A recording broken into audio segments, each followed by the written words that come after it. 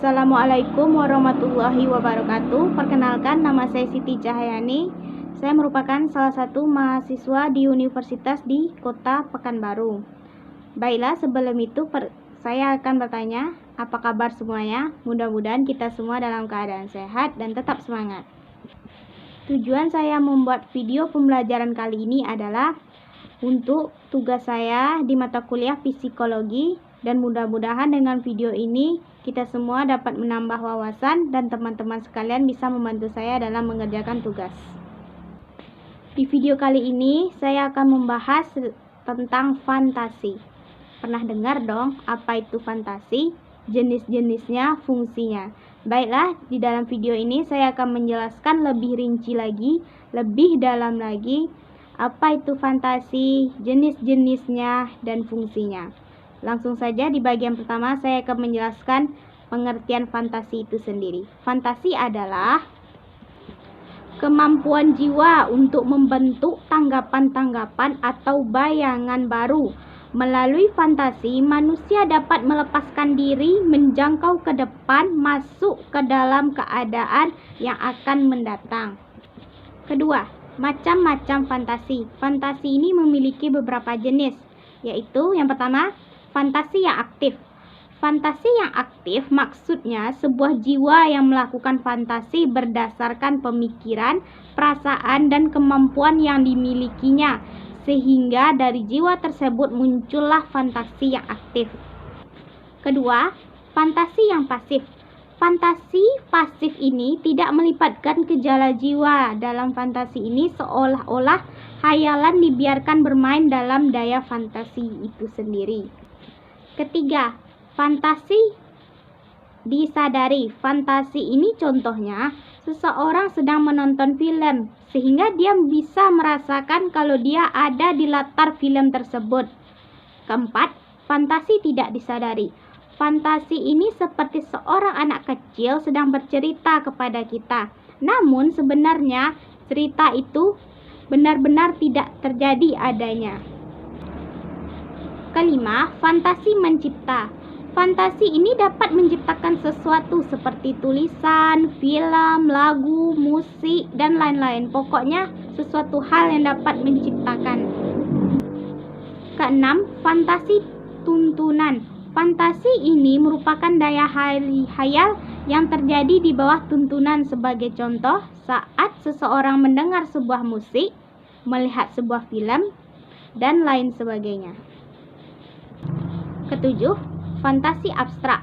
Fantasi abstrak ini mengabstrakkan sebagian sehingga beberapa di antaranya dapat dihilangkan. Kedelapan, fantasi yang dikombinasikan. Fantasi ini menggabungkan pengertian atau bayangan yang dilakukan oleh individu.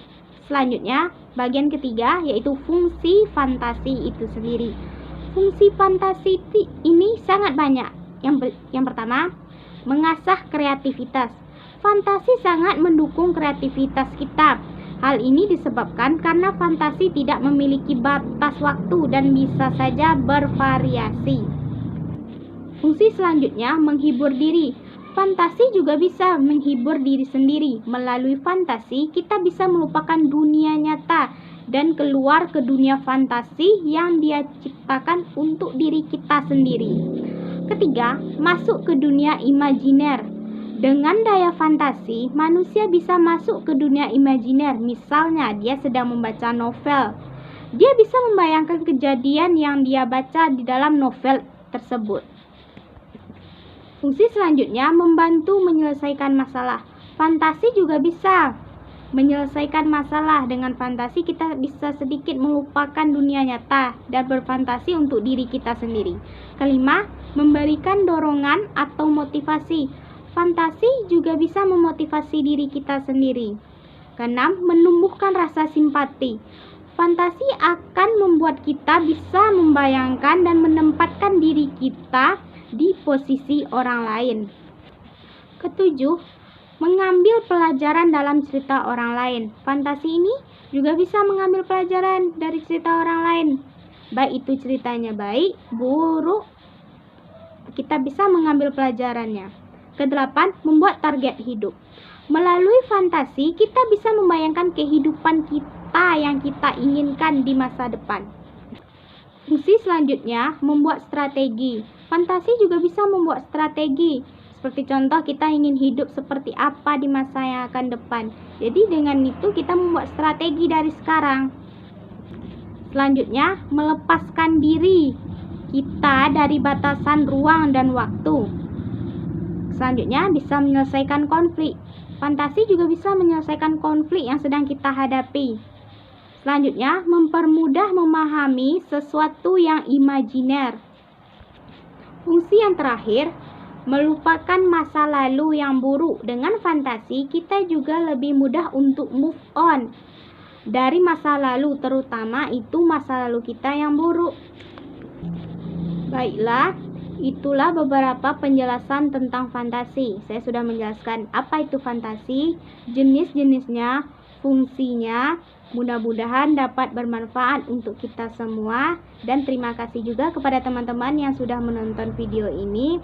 Mudah-mudahan kita bisa bertemu di lain kesempatan dalam keadaan sehat walafiat.